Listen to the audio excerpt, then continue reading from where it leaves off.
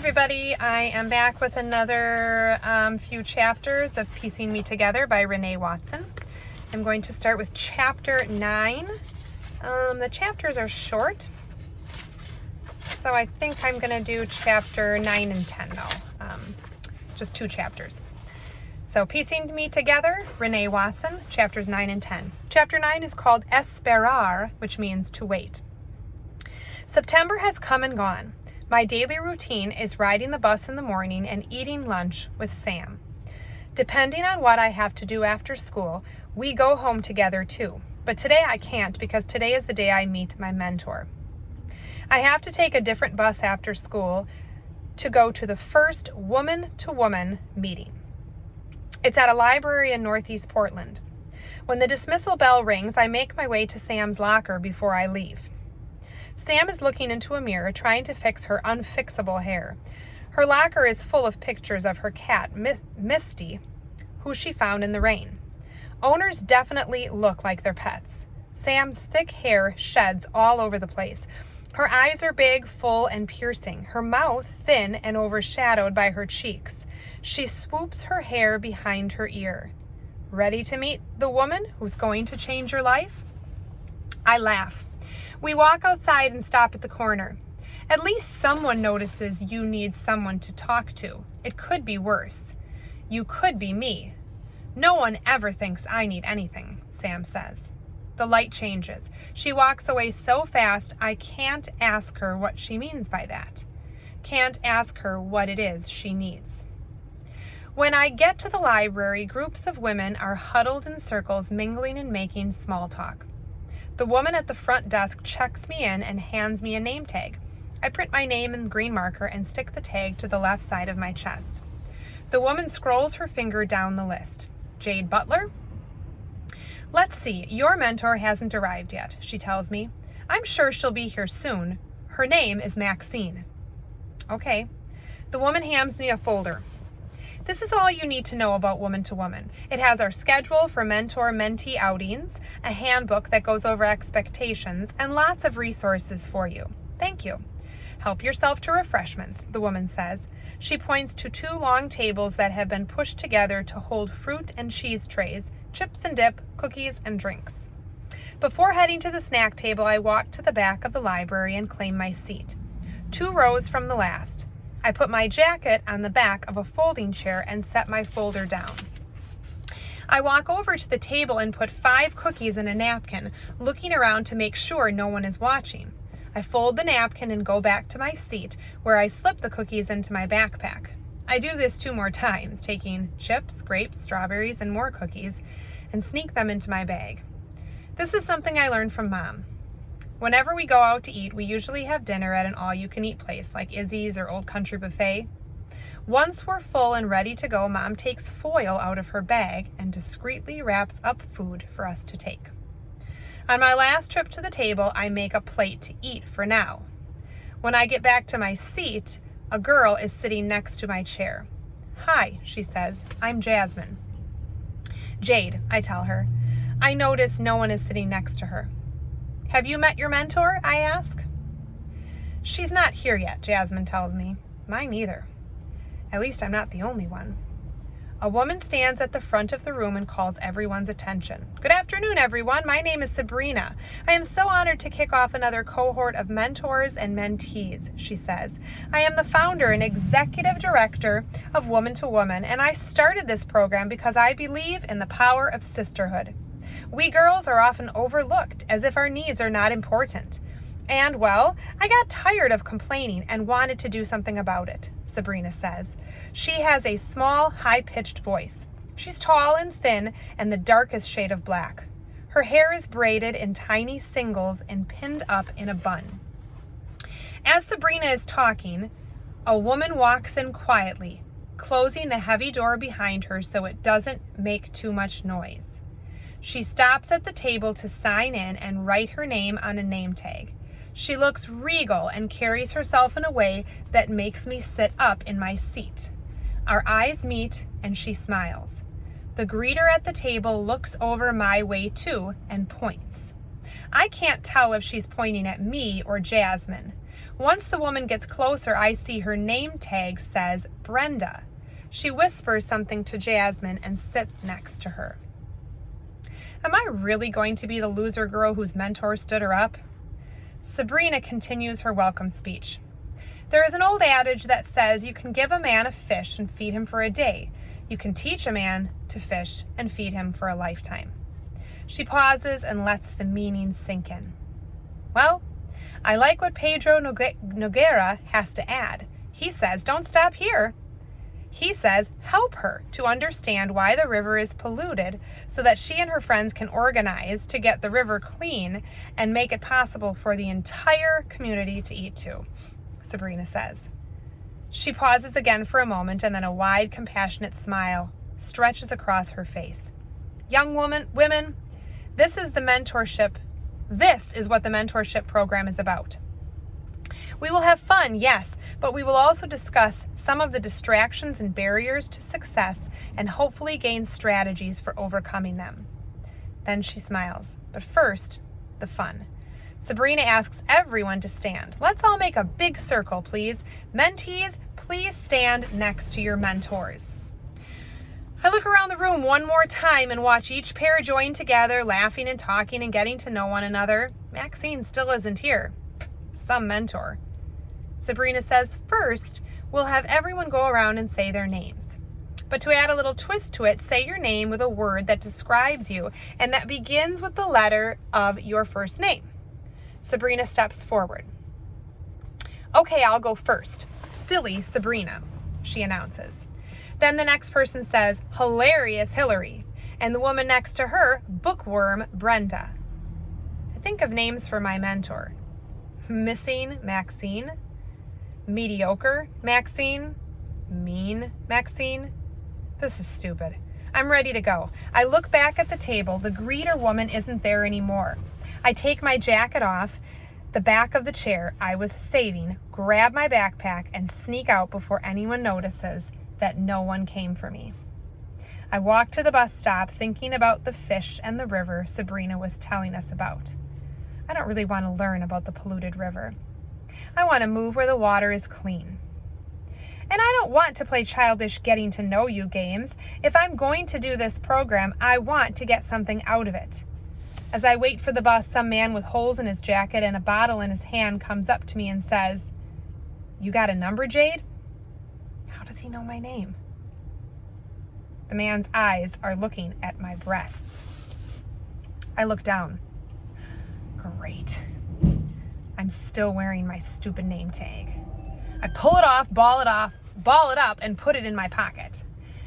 That's not your name anymore? He steps closer to me. That's fine. You don't want to be Jade no more? I'll call you whatever you want, he says. He leans in as if he's going to kiss me.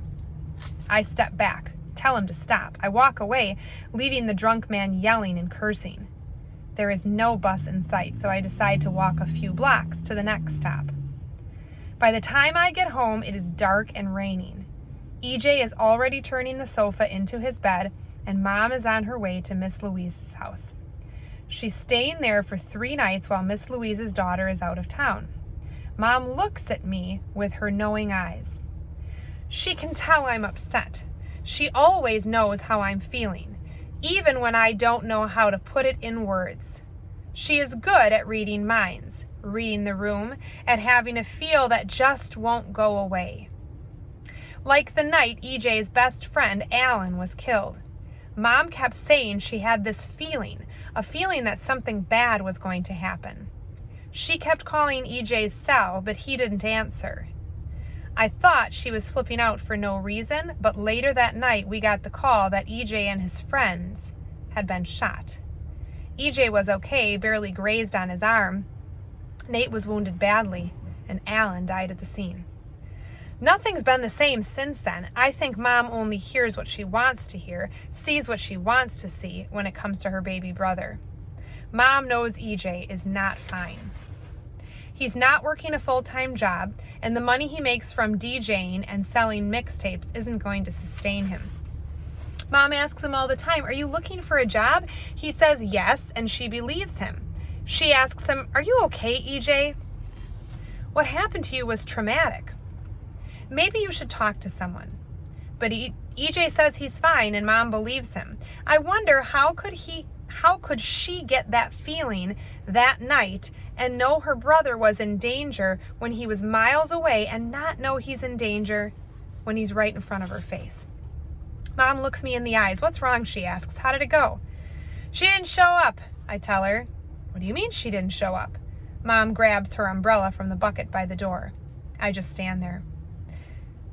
Does anyone know your mentor didn't come? No, I left. Well, Jade, you should have said something. Why? Well, don't you care that she didn't show up? You need to let whoever is in charge know that. I couldn't just interrupt the event, Mom. Plus, Sabrina will know when she checks the sign-in sheet. I don't need to say anything. You have to start speaking up for yourself. I don't know why you're so shy. You need to... Mom, it's after 7 already, I tell her. This is my way of reminding her that if she doesn't leave soon, she will be late for work.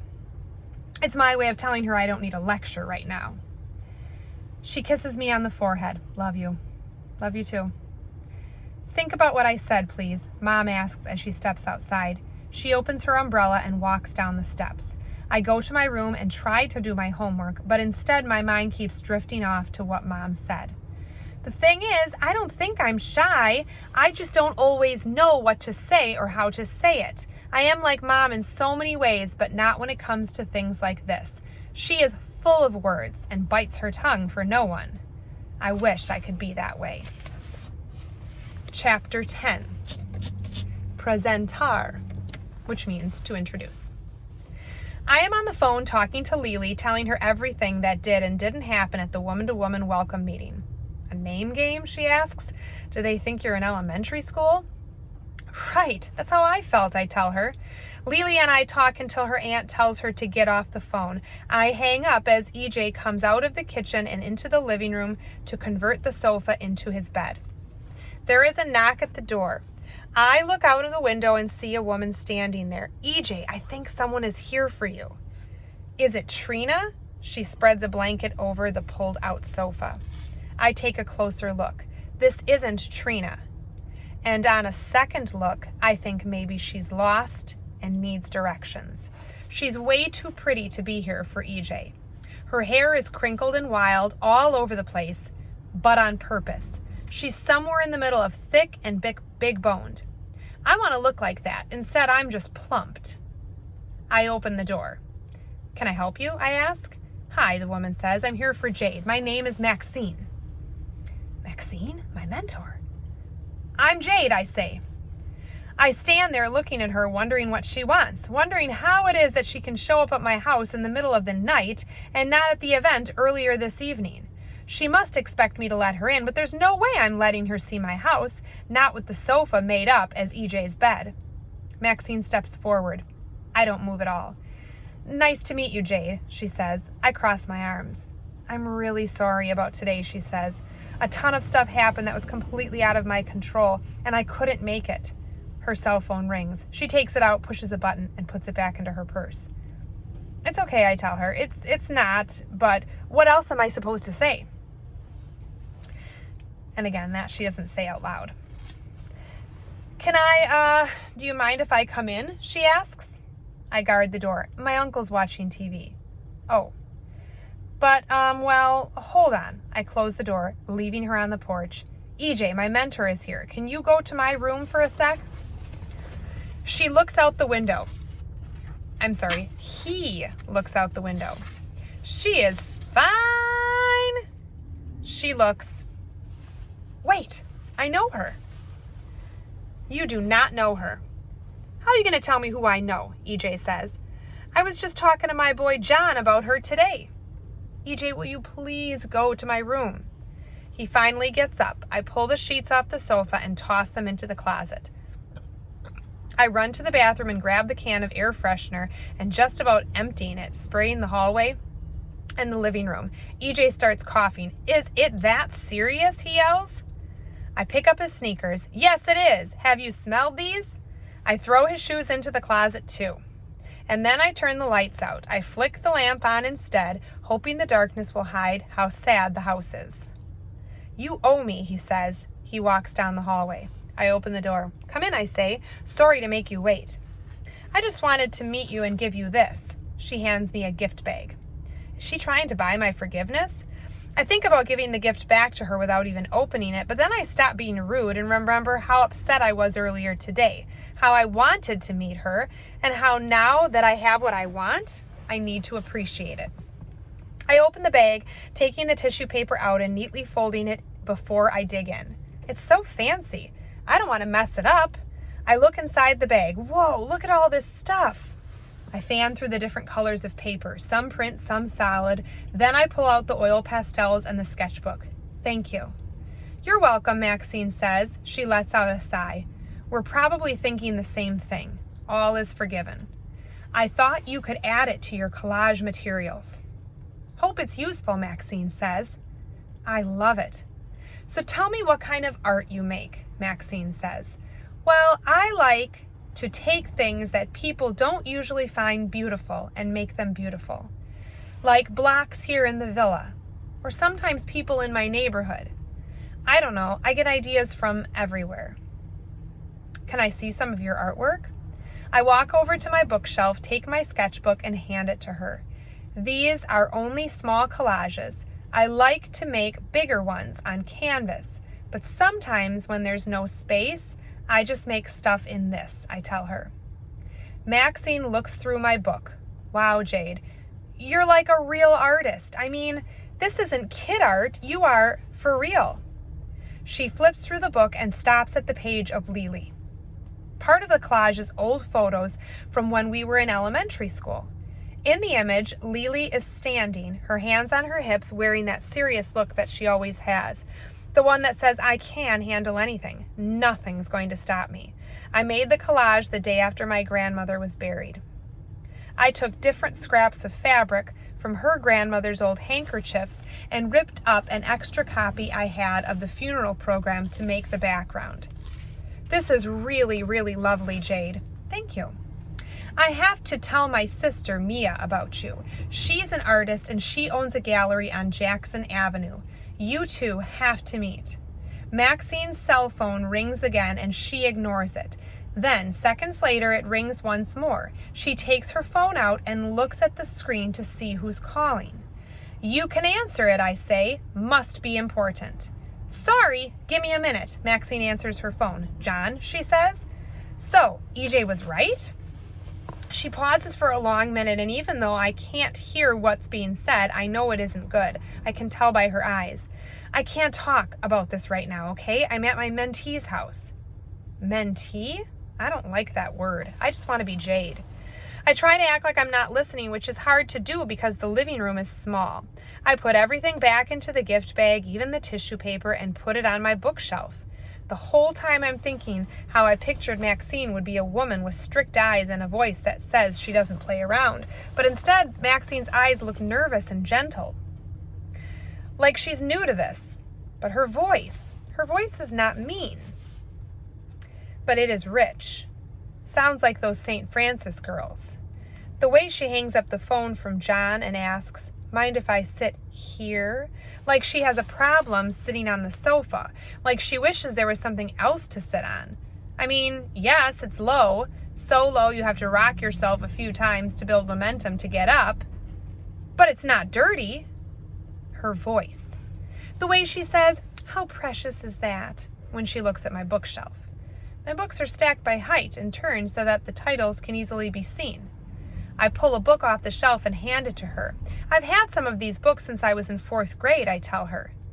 Maxine strains to get up from the sofa and walks over to take a closer look at the bookshelf. There are plaques on the top shelf. Some are small, some are big. All of them have my name front and center. Wow, you've got a lot of trophies, she says. You are quite the scholar. That's great. I smile.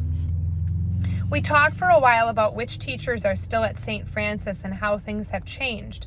I ask Maxine if she liked St. Francis, and she says, I love it. High school was a great experience for me. Enjoy it. It goes by fast.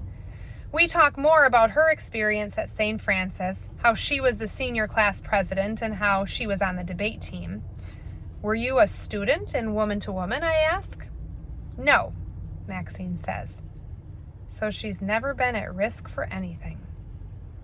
But when Mrs. Parker called me, I really wanted to be a part of it. It's my way of giving back, I guess, Maxine says. She takes her phone out of her pocket, looks at a text message on the screen, and puts it away.